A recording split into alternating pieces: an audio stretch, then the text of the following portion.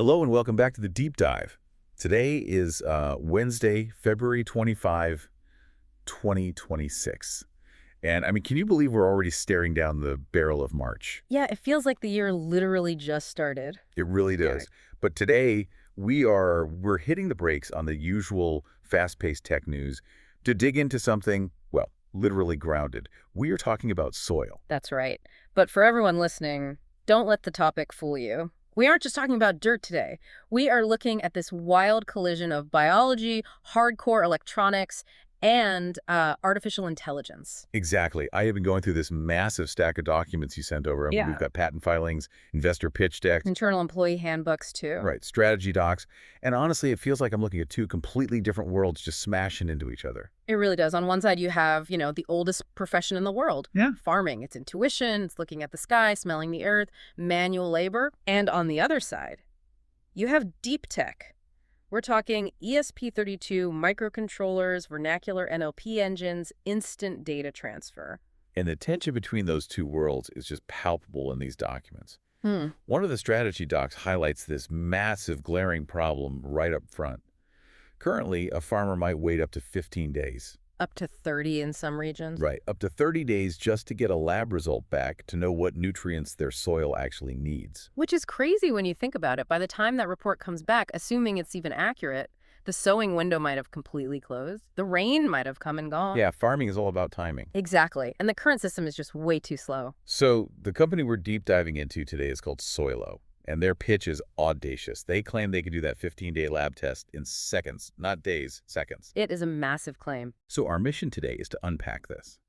We are looking at how a startup from Bhutan, Uttar Pradesh, and no, not Bangalore, not Silicon Valley, but Bhutan, is claiming to combine 500 years of farming heritage with cutting-edge electronics to essentially solve global soil degradation.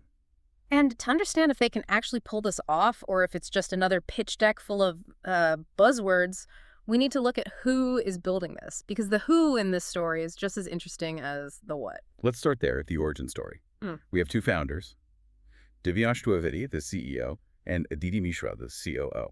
Now, usually when we look at ag tech, it's some tech bros who visited a farm once and I thought, could fix this with an app. exactly, I can fix this with an app. Right, the classic solution in search of a problem dynamic. But that is not what we are seeing here. Both founders are electronics engineers, which explains the hardware focus. Yeah. And the documents mention they previously founded an ed tech startup together, so they've run a business before, they know the grind. But here is the skin in the game factor that really caught my eye. The pitch deck explicitly mentions that Divyansh's family has 500 years of farming experience in Bhutan. That is a number you almost never see in tech. 500 years. It's usually, a combined 20 years of sauce experience. This is half a millennium of knowing how dirt works. And that context is crucial, because when you look at their motivation, it stems from witnessing that disconnect we mentioned earlier. If your family has been farming for centuries, you know the visceral pain of waiting for a soil report. Right. The financial panic of guessing how much urea to put down because the lab is too slow. Their brand strategy documents really lean into this. Yeah. They call themselves India's first AI-powered soil testing and care brand.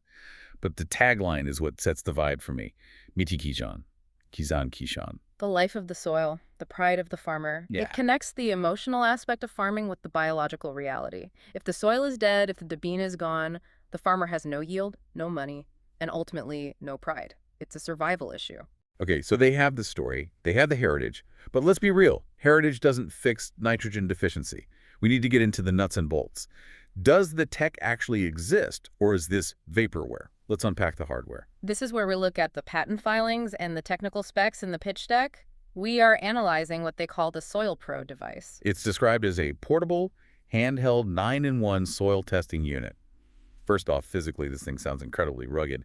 Stainless steel probe, IP68 rated body. Which is smart. Farms are not sterile environments. There's mud, rain, dust, fertilizer. If you bring a delicate piece of lab equipment into a field, it's going to break in 10 minutes. Oh, absolutely. IP68 means it can handle being dropped in a puddle.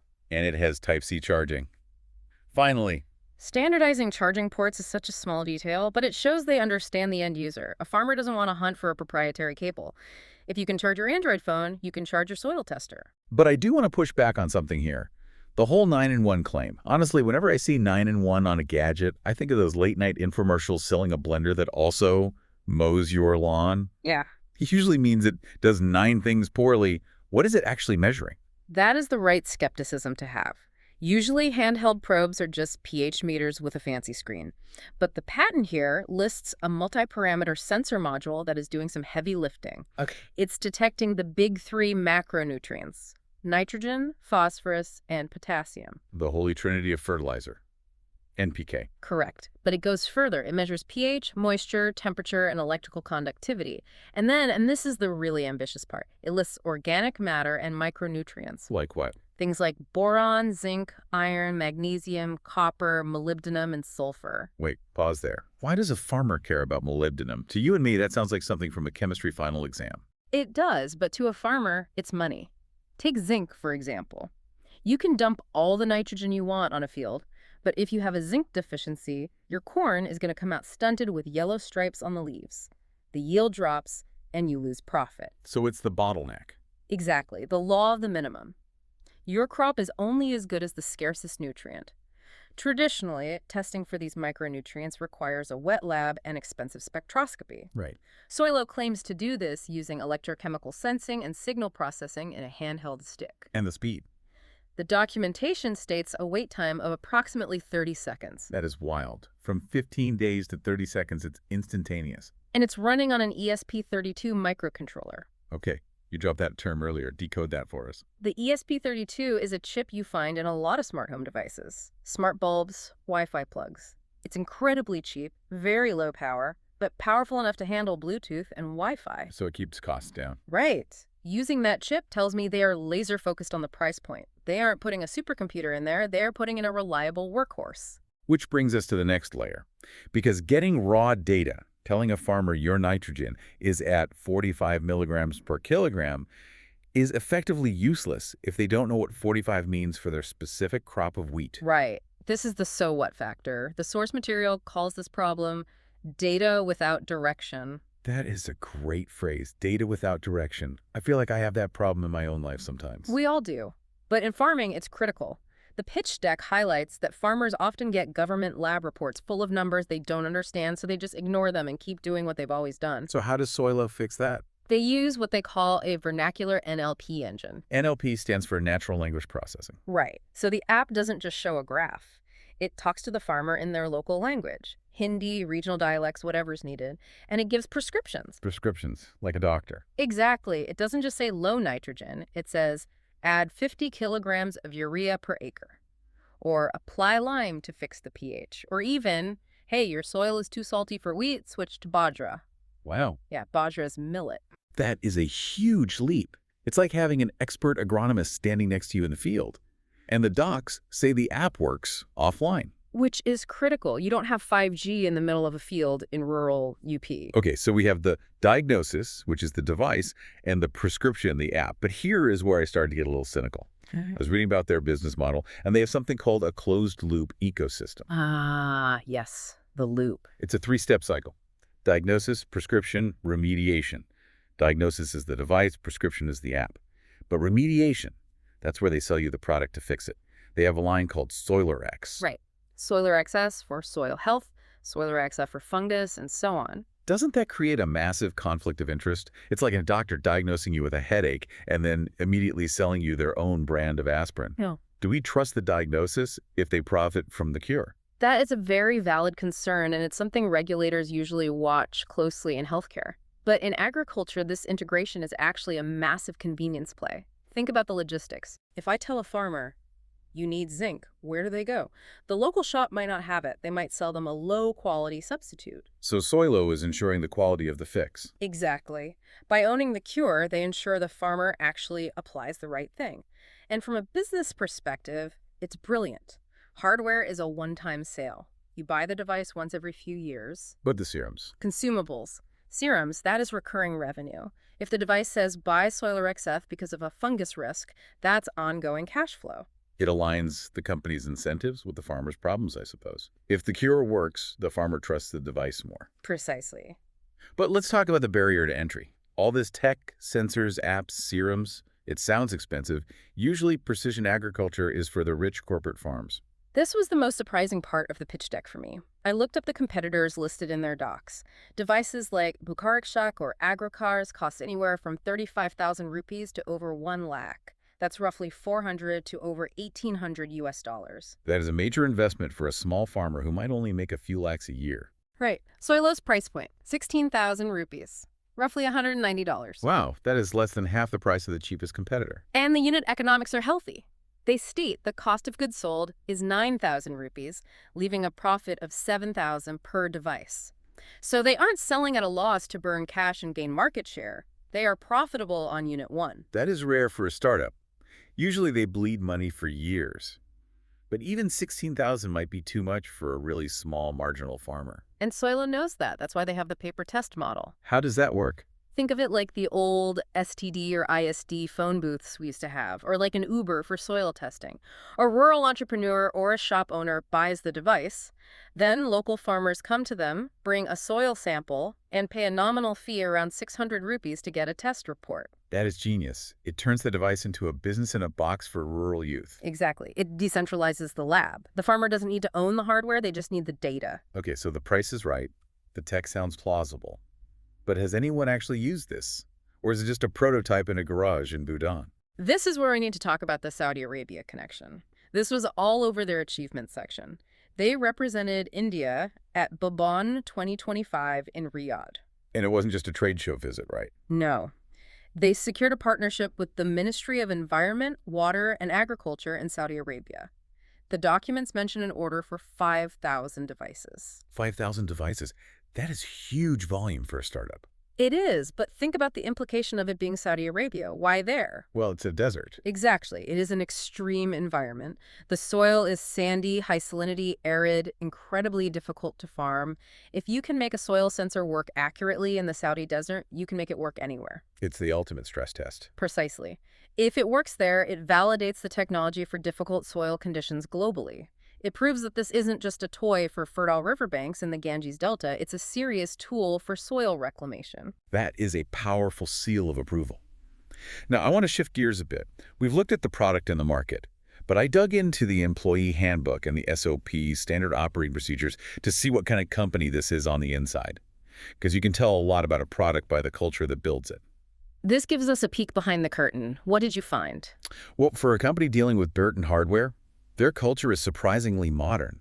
The handbook explicitly states trust is greater than control. They say they don't clock watch. That is very Silicon Valley, but it's risky in manufacturing. True, but they have an unlimited PTO policy. No fixed cap on vacation. They focus on outcomes rather than hours. But the one that really stood out to me, and I want your take on this, was the menstrual leave policy. Oh, what are the details there? They offer 2 days of paid leave per month for female employees. And get this, no medical certificate required. That is incredibly progressive, especially for a company based in a Tier 2 or Tier 3 city ecosystem. It suggests they are trying to attract top talent by offering a workplace that treats people like adults. It feels very people first. But then, I flipped to the SOPs, and it was like entering a different building. Suddenly, it wasn't about trust. It was about rigorous control. How so? Their returns policy is strict. A 48-hour window for reporting defects. They inspect everything before approving a replacement. And their invoicing SOPs, I almost fell asleep reading them, but they are obsessed with GST compliance and place of supply rules. You know, that might sound boring, and it is, but to me that signals maturity. In what way? Early-stage startups are usually messy. Their books are a disaster. But if these guys have SOPs for invoicing that look like they're ready for a government audit tomorrow, it tells me they aren't building this to sell at a local village market. They're building this to sell to nations. You can't land a deal with the Saudi ministry if your invoicing isn't airtight. Exactly. It shows they were scaling for B2B and B2G. Business to government.